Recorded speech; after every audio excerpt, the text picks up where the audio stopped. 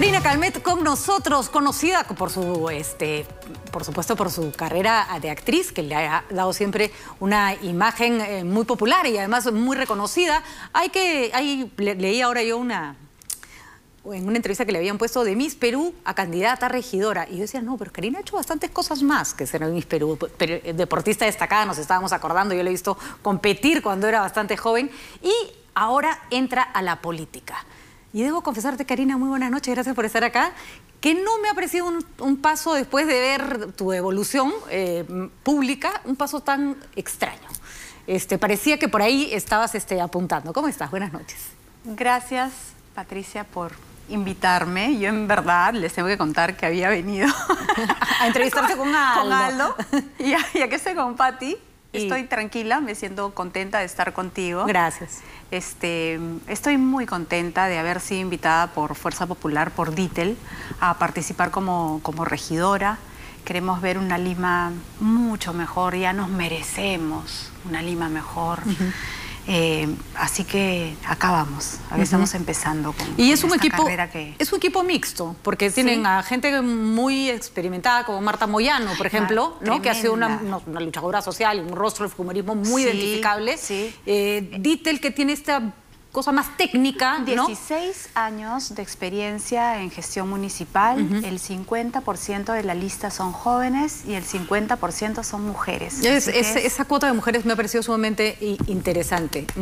Hay que pelearla, ¿no? Sí, hay que pelearla para que nos hagan caso. ¿Cuál es cuál fue tu móvil para decir, voy a salir de las redes sociales, de tener una postura política definida, de no callarme lo que pienso, a meterme en política como debe ser? Bueno, a mí siempre me ha gustado la política, como lo dijiste al principio, tú eres creo que la primera que me lo dice. A los 18 años, saliendo del colegio, quise estudiar ciencias políticas en un momento muy complicado para nuestra historia, pero mis padres me dijeron, creo que no es el mejor momento, espérate un rato, tienes un talento para el dibujo, estudia diseño, y fue lo que estudié. Y 30 años después, tengo 48 años, se me da esta gran oportunidad por la invitación que me hace Ditel para estar como regidora de Lima. Hay una cosa que tiene la actuación y es que los pone uno a grandes públicos, a grandes masas. Eso a veces las personas que trabajan en una oficina o que trabajan en un espacio más íntimo no entienden lo agobiante que puede ser tener un trabajo público, ¿no? Curiosamente dejas la actuación, porque dijiste que ya no querías seguir actuando, y te metes a otro terreno en el que también vas a tener los reflectores encima. Y además mucho más complicado, porque cuando eres actriz normalmente te aplauden al final de la función, ¿no? Pero te digo que más difícil, más complicado y con una responsabilidad mucho más tediosa, y en pocos segundos, que lo hemos estado conversando hace un rato, ha sido como competidores de atletismo, ¿no? Y en velocidad, en alta velocidad, con un estadio mirando y esperando a que seas el primer lugar. Entonces, digamos que siendo competidora de atletismo he tenido aún más presión que como siendo actriz. Entonces estamos ya con un poquito de costumbre a escenarios complicados. Cuéntanos un poco cuál es tu misión dentro de esta lista de Ditel, porque normalmente, bueno, todos sabemos que se elige el alcalde entra con sus regidores, así que la figura que es central es Ditel, pero cada regidor normalmente aporta un ámbito de interés. Sospechamos que la cultura será el tuyo, tengo entendido que el tema de la mujer también está bastante vinculado a tus intereses. Así es, y el del deporte. Por ejemplo, los parques son espacios lindos que muchas veces y en muchos distritos están abandonados y tienen que cobrar vida. El deporte, ahora que hemos regresado del Mundial con una identidad mucho más inmensa, enorme para todos los peruanos y de cara a los panamericanos que son el próximo año. El Perú es un país de campeones. Y tú lo sabes porque lo has vivido también, ¿no? Que tenía una compañera, porque Karina era una muy buena corredora, y lo que pasa es que yo nunca la alcancé, yo iba lejísimos, pero tenemos una compañera, una amiga en común, Susana Letts, que estudiaba conmigo en el colegio, que era tu competidora fuerte, digamos, cuando hacían atletismo, ¿no? Excelente. Además ustedes competían a niveles internacionales, iban a sudamericanos, iban a panamericanos, ¿no? Ese era el nivel al que alcanzaban. Y Susana Letts era la primera del salón. ¿Y qué pasa? Que tu vida en el deporte, siendo muy disciplinada, la trasladas a tu vida cotidiana. Entonces esa es la idea, ¿no? Que el Perú, los jóvenes jóvenes hagan más deportes, que lo tengan como vida cotidiana, esa disciplina que es tan importante para alejarte del mundo de la delincuencia, del mundo de las drogas, y que los chicos, que además en el Perú tenemos una raza de campeones.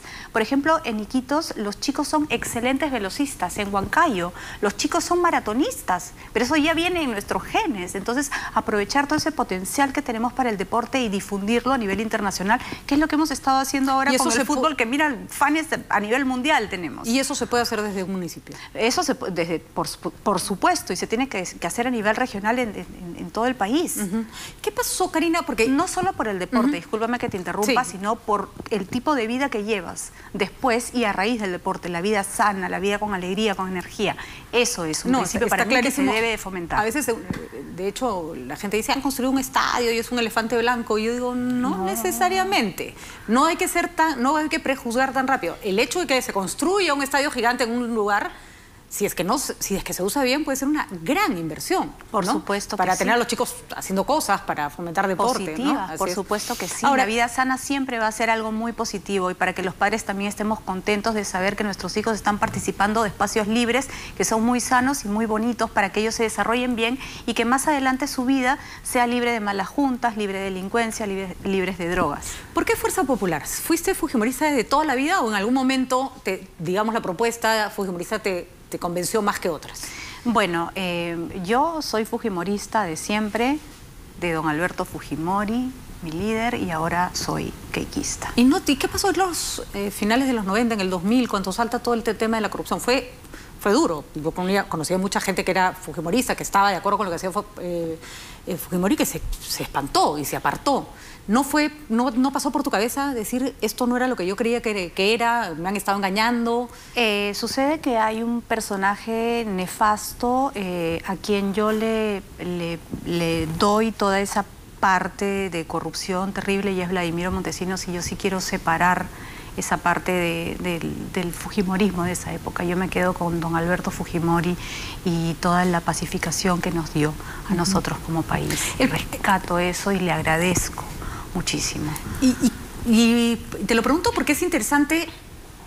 Es curioso, cuando yo te escucho acá, me acuerdo de ti hace muchos años, y me acuerdo de ti además después cuando te veíamos en televisión, eres básicamente una persona, voy a decirlo con todas sus letras, yo no creo que sea un tema de que eres una actriz, eres una persona dulce, eres una persona afable, eres una persona que normalmente tenía una sonrisa en el rostro. ¿Por qué, respetando tus ideas con las que podemos estar o no de acuerdo, por qué, por ejemplo, en redes sociales sí apreció una Karina Calmet que todo el mundo era como, ¿no? ¿Qué pasó? ¿Por qué ese apasionamiento por un movimiento político discutible ha generado una parte no tan sana, podría decir, de ti misma? Lo que pasa es que en el WhatsApp, en redes, por ejemplo, el Twitter es una jungla, ¿no? Es una cosa que parece la guerra. No hay volumen, no hay tono, no tenemos la expresión, y muchas veces, bueno, definitivamente no se escucha la voz salvo que mandes un video. Entonces, muchas veces algunas cosas se pueden hasta malinterpretar, y lo estás diciendo matada de risa, no estás hoy, está divirtiéndote un poco.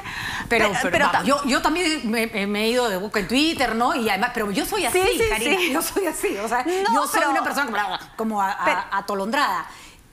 Tus tweets no es que tengan una lectura siempre, bueno, me han malinterpretado. O sea, hay una ocasión de, ¿sabes qué? Tú estás equivocado, tú eres un terruco, tú cállate la boca. No te estoy cuestionando el hecho de que lo hagas. Finalmente cada uno usa su Twitter como le da la gana. Pero sí me parece extraño que hayas asumido ese rol en redes sociales. Me parece extraño porque no era el rol que habías asumido en tu vida en general, ¿no? Sucede que yo no había hablado, digamos, públicamente de política, hasta que un día dije, me parece que es importante que también la gente sepa cómo pienso de política. Y empecé a comentar, y la gente un poco se sorprendió, pero ya me conocen como soy. Así que ya se han acostumbrado, pero nunca pierdo ni la sonrisa, ni esos ¿no? Coqueteas con la gente, oye, mira, vamos a jugar un poco. O sea, nunca lo voy a perder porque yo soy así, es mi esencia. Ahora, ¿te acostumbraste a tener... Siempre tuviste muchos seguidores, muchos fans. En la época que no había redes sociales, además uno normalmente tenía admiradores. Con las redes sociales aparecieron los haters, que son... los huevitos, ¿no? Los perritos, los animales. La gente que no te quiere, ¿no? Que puede tener nombre, apellido, cara y profesión, que puede estar trabajando al lado tuyo incluso, ¿no? ¿Cómo has tomado eso?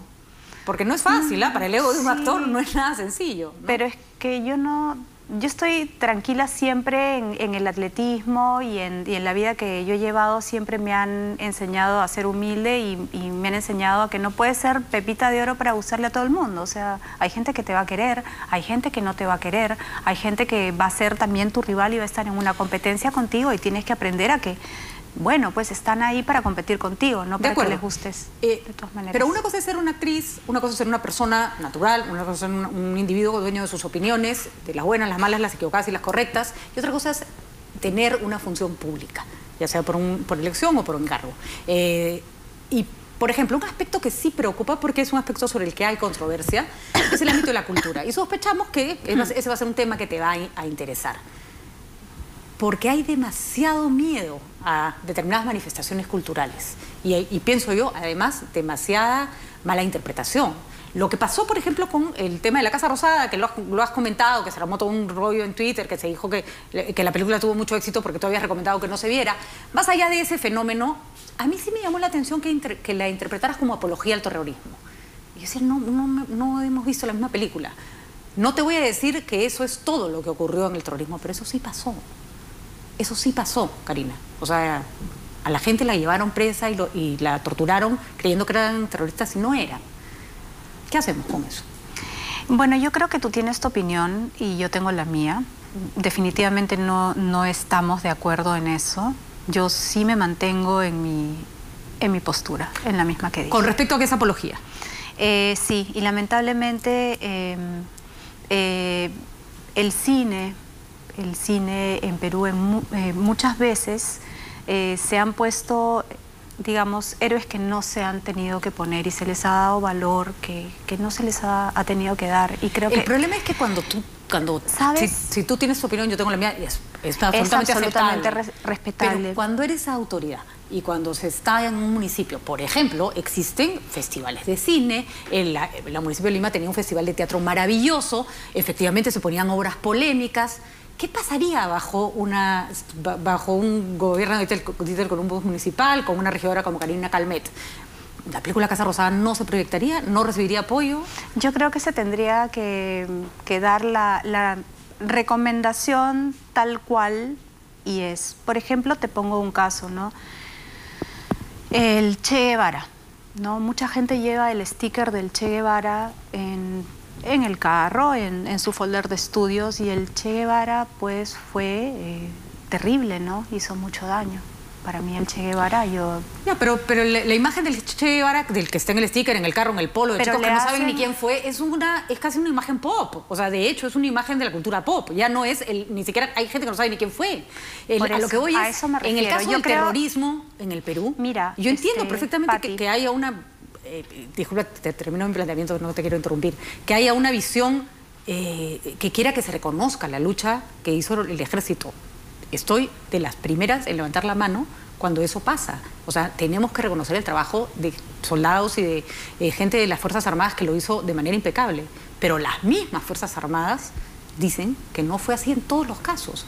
Entonces, dicen no, existe un libro que te recomiendo que leas que se llama En honor a la verdad escrito. Es además el documento oficial del ejército donde están enumerados todas las violaciones de derechos humanos terribles que hubo, pero diciendo no fue todos los casos, no fue en todos los casos, no fue generalizado. Hubo. Y si esa historia de ese profesor existió, ¿por qué no la podemos contar? ¿Con nombre y apellido? Sí, con nombre y apellido. O sea, si yo asesiné a un hombre sin tomarme el trabajo de averiguar si era terrorista o no, y dejé a esos niños sin padre, no puedo decir. En todas las guerras, en todos enfrentamientos, siempre hay excesos. Si tú me demuestras que en la Casa Rosada esa persona ha tenido nombre y apellido, yo me retracto. Perdón, no entiendo. ¿Quién ha tenido nombre y apellido? La persona de la cual están hablando en la Casa Rosada ha tenido nombre y apellido, yo me retracto. Pero a ver, Karina, están registrados los casos, está el informe de la Comisión de la Verdad, está el ejército mismo que reconoce el documento de la Comisión de la Verdad nos puede gustar o no, pero están los casos registrados de las víctimas que hablaron. Están los casos registrados. Por ejemplo, a mí esto de la Corte Internacional de Derechos Humanos de García Sayán me parece pues una cosa Karina, eso podemos estar en desacuerdo, pero es un ámbito internacional. Mucha de la base en la cual fundamentan todo, que sí que han habido un montón de excesos, es a raíz de que sale Diego García Sayán con toda esta corte a decir un montón de cosas que se la va creyendo a través de los años y van hablando y van aumentando los de 10 a 100 y a 1000 a 300.000 a 400.000 y se van convirtiendo ya en una leyenda urbana, Pati. Yo creo que hay que ser más responsables, Karina, y hay que ver más la historia. Hay que ver más la historia de nuestros héroes, Chavín de Huántar, y de todo el tremendo trabajo que han hecho, de lo que ha hecho Alberto Fujimori, que nos ha devuelto la paz a un país donde tú no sabías si es que salías y regresabas a tu casa con vida. Yo creo que hay que ver... ¿Qué le decimos al padre de... ojo, 30.000 personas inscritas como desaparecidas y muertas no es una leyenda urbana. El cálculo de 60.000 es además bastante es la probable. Consecuencia del terrorismo y cada vez que... Pero entonces ¿qué hacemos con esa niña cuyo padre iba al colegio, era el profesor del colegio de la esquina, que entró una columna del ejército, perdón, porque el ejército no eran columnas, una fracción del ejército a hacer su trabajo, pero como estaban, hay que reconocerlo, asustados, mal trajeados, mal asesorados, agarraron y se volaron a todos los que se encontraron en el camino. ¿A esa niña qué le vamos a decir? ¿Qué le vamos a decir? Hijita, lo siento, eres un error estadístico, o sea, eres consecuencia de los excesos de la guerra y tu historia no la podemos contar. Pati, yo no te estoy queriendo porfiar nada. Yo lo único que te estoy diciendo es que la historia, nuestra historia, la de verdad, es que tenemos un pasado terrible por el Sendero Luminoso y el MRTA. Y por un Estado que tampoco estuvo a la altura para muchas, pero no, para nosotros sí, Karina. Tal vez, en fin, en esta discusión la podemos tener horas y te agradezco además que la tengamos en buenos términos. Pero sí preocupa el hecho de que tal vez nos tenemos que empezar a preguntar si existe tal cosa como la verdadera historia. La historia del terrorismo no es la misma para ti, para mí, que para una niña que creció en Ayacucho, ni para un hijo de un soldado que murió en batalla. No es la misma historia. Yo creo que solamente hay una historia, y la historia es que hemos tenido muchos años de terror. Los dos principales movimientos han sido Sendero Luminoso y MRTA, y hemos tenido a don Alberto Fujimori, que ha tenido los pantalones bien puestos para poner el alto. Han habido casos injustísimos donde sí realmente, injustamente, en las guerras sucede eso también. Cae una bomba, caray, lamentablemente muere una persona que no tiene que fallecer. Eso es verdad, pero en este caso... el monstruo ha sido Sendero Luminoso y MRTA. Eso nadie lo duda. Eso tiene que estar escrito en los libros de historia. Sea más compleja que esa, ok, ¿no? De acuerdo, es compleja. Pero acá los monstruos han sido MRTA, Sendero Luminoso y obviar esa parte de nuestra historia es saltar sobre 30.000 peruanos que han fallecido. No, que han sido asesinados.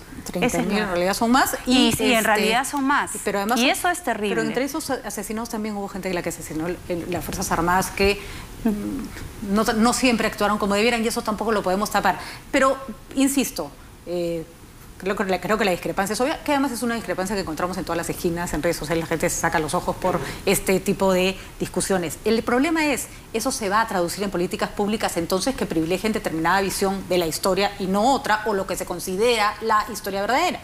Claro, por ejemplo, lo de esta chica que estuvo en el Museo de la Memoria, ¿no? Diciendo, Abimael Guzmán, pobrecito, en la cárcel. Dijo eso, ¿no, Karina? No dijo eso, ¿no? Yo creo que hay que escuchar también... Yo escuché bien, tengo buenos oídos. Bueno, y entonces, tenemos que irnos, pero para terminar de entender la postura de Karina Calmet, que va como regidora en la lista del Columbus, desde esa perspectiva, el Museo de la Memoria entonces tampoco debiera existir si dependiera de la Municipalidad de Lima. El Museo de la Memoria tendría que acoger otro tipo de temas que no sean a favor del terrorismo, o sea, ¿no? Como esta chica. Lo hacemos de nuevo. Y también vamos a tener parque temático sobre la verdadera historia de lo que ocurrió en el Perú. Es importante para los héroes Chavín de Huántar, se van a ocupar ustedes de la ciudad de todos. ¿no? Entonces es bueno saber qué es lo que van a hacer, ¿no? Sí, estamos hablando, por ejemplo, de las casas Esperanza. ¿Has visto lo que ha pasado con este hombre que fue con su hermano? No, eso, en eso estamos Esperanza. todos en el mismo lado. En eso sí creo que gracias a Dios, por lo menos las mujeres estamos todas van a ser del mismo lado. refugio donde las mujeres van a poder acudir a pedir, por favor, mírenme, estoy acá, ¿no? Lo que hasta ahora no cumplen las autoridades con la severidad que deberían cumplir. Salir de ese círculo vicioso, ir con sus hijos y además tener talleres para que puedan capacitarse y tener una labor para no tener que estar dependiendo económicamente de los esposos. Eso me parece maravilloso también y me voy a involucrar directamente. Muy bien, Karina, eso no tenemos nada que discutir ahí ni nada que objetar y para ello temas de género creo que debemos estar todos siempre en la misma línea. Así y es. vamos a ver qué pasa. Finalmente es una lista que todavía está conociéndose, es un candidato que todavía está dándose a conocer. Hemos visto que ya están en los mercados, en las calles de Lima. Y nada, suerte. Suerte. Gracias. Y hay que darnos más espacio para las discusiones. Para las discusiones en las que podemos estar en desacuerdo, pero hay que hablar más y atacarnos menos. Y te lo dice alguien que pelea duro también, ¿eh? Así que gracias por estar acá, de verdad. Gracias además por haber aceptado la entrevista, a pesar de que originalmente no fueron los términos en que la habías pactado. Muchas gracias, Karina Calmeto, y gracias a todos. Nos pasamos un poquito el tiempo, me van a matar. Nos encontramos mañana, como siempre, en ¿Quién tiene la razón? Esta vez siempre tenemos la razón todos los que vienen a este programa, siempre lo decimos así. Gracias por estar con nosotros.